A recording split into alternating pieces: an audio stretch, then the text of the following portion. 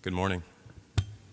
My name is Benjamin Ogden, and I'm the director of the Open Door Ministry here at Fort Street Church.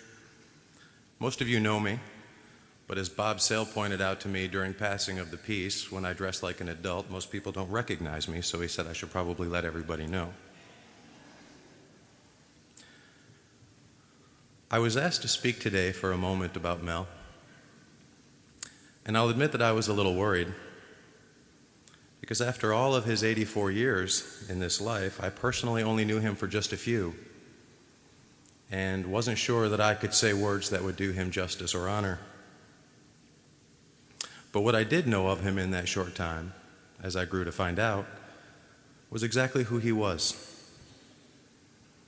Like most people asked to speak in memory of another, I talked to others who knew him for much longer than I did.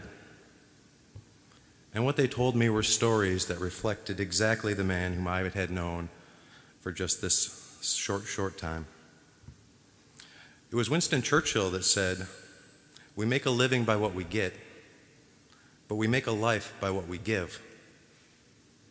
And if that is true, then Mel certainly made a great life. For all of us who did know him, knew him to be a man who was truly generous with both time and spirit.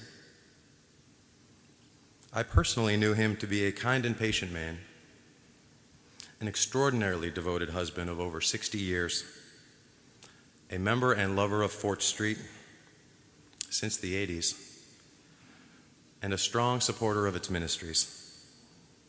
From the countless drives with Betty to chorale practice, to literally tons of clothes he ferried from a thrift shop near his home to the Open Door to be distributed to the homeless, Mel inspired the kindness and generosity of others through his deeds. Now, I first met Mel when he showed up one Friday afternoon at the back door of the church. And admittedly, I wasn't sure if he was a volunteer or a guest. He came sauntering in, and his hair was a mess almost as you would see in teenagers' styles nowadays. It was everywhere, his shock of white hair, and he was bespeckled in paint. And he came barging in the door, as sometimes our guests do. But instead of asking for help, he announced that he had some relief. What I found out, that not only was Mel an inspiring friend full of tenacity, but he became the one person responsible for the most consistent source of clothing donations the Open Door has ever had. Nearly every week, regardless of the weather, Mel would arrive with his car packed with clothes and volumes often warranting 2 and 3 trips.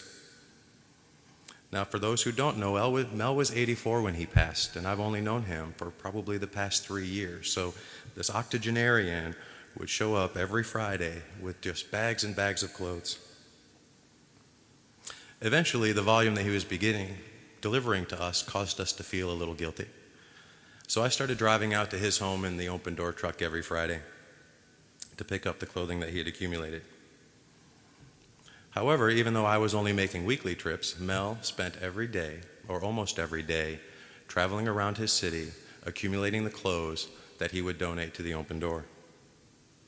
And every week, when I was even 10 minutes late, Mel would call, regardless of the weather, not because he wanted the clothes gone, but because he was a truly kind and caring man and a good friend, and simply wanted to make sure that I was okay and that nothing had happened in my travels.